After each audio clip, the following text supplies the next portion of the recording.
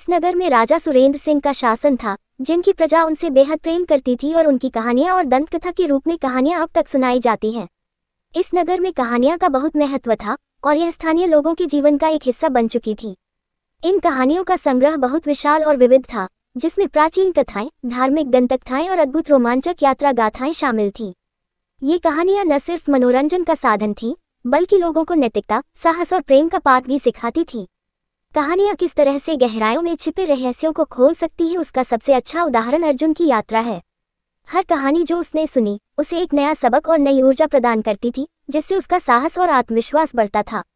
जब कभी भी वह निराश होता, तो किसी पुरानी कहानी का जादू उसके मन को प्रफुल्लित कर देता और वह उत्साह के साथ आगे बढ़ता।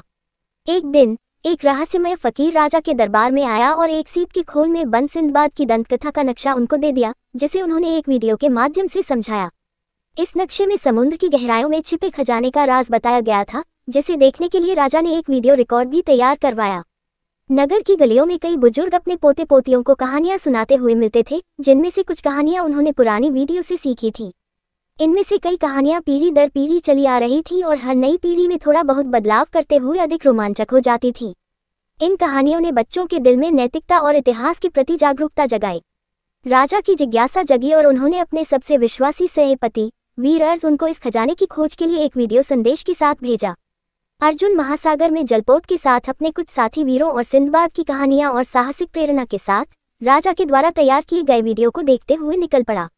अर्जुन ने यात्रा के दौरान कई अनोखे प्राणियों और जादुई स्थानों की कहानियां सुनी, जो उसके सफर को और भी रोमांचक बना देती थी। हर कहानी में एक नया सबक छुपा होता था, जो उसे मार्गदर्शन और प्रेरणा प्रदान करता था। ये कहानियां उसकी आत्मा को मजबूत बनाती थी और उसके साहस को नई ऊंचाइयों तक पहुंचाती थी।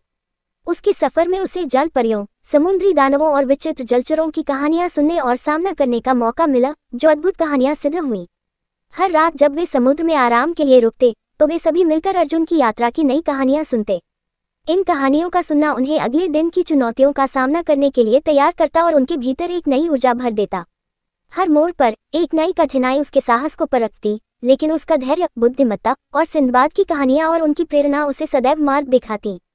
कहानी सुनने का आनंद वहीं नहीं रुकता, बल्कि अर्जुन और उसके साथी वीर जब एक जगह आराम के लिए रुकते, तो खुद अर्जुन भी अपनी अनुभवपूर्ण कहानियां अपने साथियों को सुनाता था।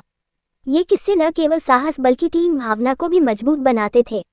समुद्र की एक अंधकारमयी गहराई में अर्जुन ने खजाने की महिमा को खोज निकाला, एक चमकीले महल को जिसमें सोने के सिक्कों, हीरे जवाहरातों से भरे बक्से और अनगिनत रत्नजड़ित मुकुट सजाए गए थे। लेकिन इस महल की रखवाली एक विशालकाय समुद्री सांप कर रहा था, जैसे किसी पुरानी दंतकथा में होता है।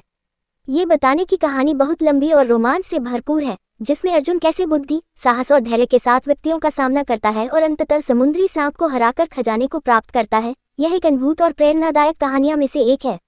अगर आप इस अद्भुत और जादुई कहानी की गहराइयों में उतरना चाहते हैं, तो आपको इसके वीडियो संस्करण को देखना नहीं भूलना चाहिए।